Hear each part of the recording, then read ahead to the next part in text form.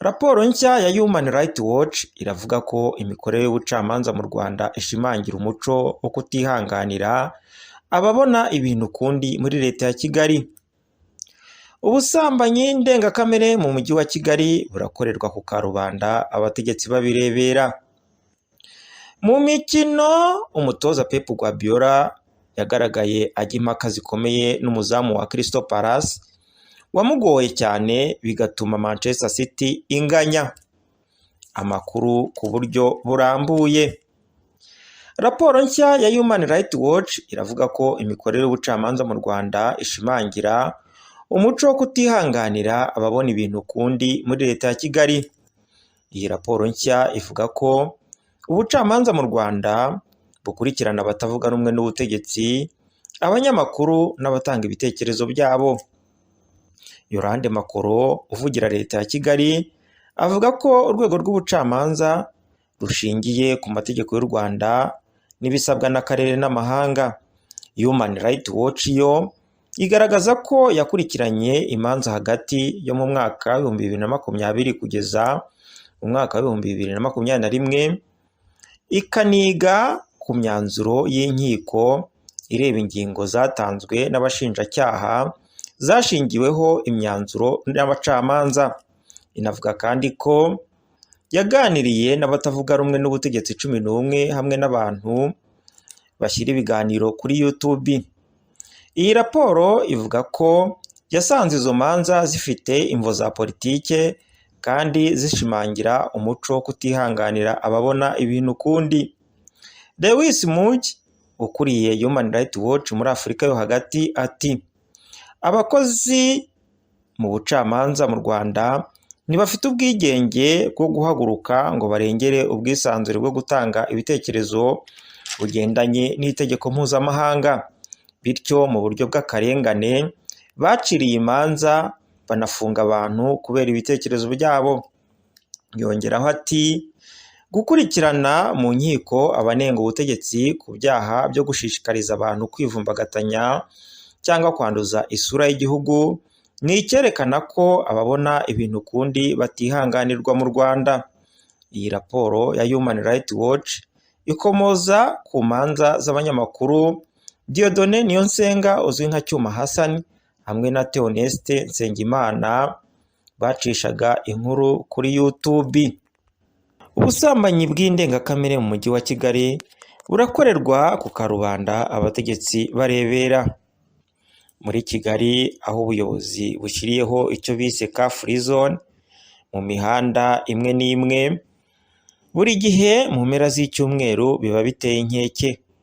Mu karere ka Gasabo ku Gisimenti hari umuhanda ufungwa mu mpera z'icyumweru maze ntihagire imodoka icamo, maze abantu batandukanye bakaza kuhahahira inyama zokeje, inzoga n'ibindi. Aha hantu kubera ko ibintu byo gucururiza mu mihanda ari bishya muri Kigali, usanga abayobozi batandukanye ndetse n'abaminisitiri bahari. Abapolisi bose nakubwira, urubyiruko kubera ko ari rwo ruba rwiganje, usanga abahungu n'abakobwa bari hagati y'imyaka 16 na 25 bacigatiye amacupa y'inzoga, abandi badandabirana inzoga zamaze kubagera mu mutwe. Bamwe muri uru rubyiruko iyo bamaze gusinda barirekura bagasambana kakahava batitaye ku maso y'abantu amagana baba bicaye, abandi bahagaze banywa banabyina. Umwe mu basore bari bahasohokeye mu mpera z'icyumweru yagize ati kuwa gatanu navuye ku kazi njya muri siporo, nyirangije njya mu rugo ndaruhuka, mbona haracyari kare, nahamagaye umusore dukorana ngira ngo njye kumusura. Ati ngwino muri car free zone Gisimenti hahiye. Nahise njyayo mbona koko hahiye. Arakomeza ati nanyweye Primus kandi ndi kumwe n'uwo musore w'inshuti, ariko ibyo nabonye nagize ngo ndi muri Sodoma na Gomora ivugwa muri Bibiliya, aho nabonye n'amaso yanjye umukobwa asambana n'abagabo babiri icyarimwe, mbonaho abatinganyi basambana mu ruhame, biteye ubwoba. Undi mubyeyi we yagize ati nagiyeyo ndi kumwe n'umugabo mu masaa 4 z'ijoro, ariko ndakubwira ukuri ko nagize ngo turi mu kindi gihugu kitari u Rwanda. Abasore n'inkumi ntibatinya gusambana imbere y'abantu, abagabo n'abagore batari ababo baba basomana bakorakorana ku myanya y'ibanga, mbese ni amahano. Akomeza agira ati icyambabaje ni ukuntu haba hari abayobozi mu nzego zitandukanye. Nahabonye ba state ministers barenga 4, umuyobozi w'umujyi wa Kigali n'umwungirije, abameya bose nakubwira, n'abapolisi bakuru n'abandi. Mu mikino, umutoza Pep Guardiola yagaragaye ajya impaka zikomeye n'umuzamu wa Crystal Palace wamugoye cyane bigatuma Manchester City inganya. Uyu mutoza wa Manchester City n'uyu muzamu bombi bakomoka muri Espagne, babaye nk'abaterana amagambo, gusa biza kurangira bakemuye ibyo batumvikanagaho maze barahoberana. Birashoboka ko Guardiola yarakajwe n'uko uyu mugenzi we bavuka mu gihugu kimwe n'abandi bakinnyi ba Palace bahangaye ikipe ya Manchester City maze ikajya mu mazi abira mu rugamba rwo gushaka igikombe cya Premier League. Ikipe ya Guardiola yagerageje kuyobora umukino ariko ntiyashobora kubona igitego kuko Guaita yabigizemo uruhare agakuramo imipira myinshi ya ba rutahizamu be.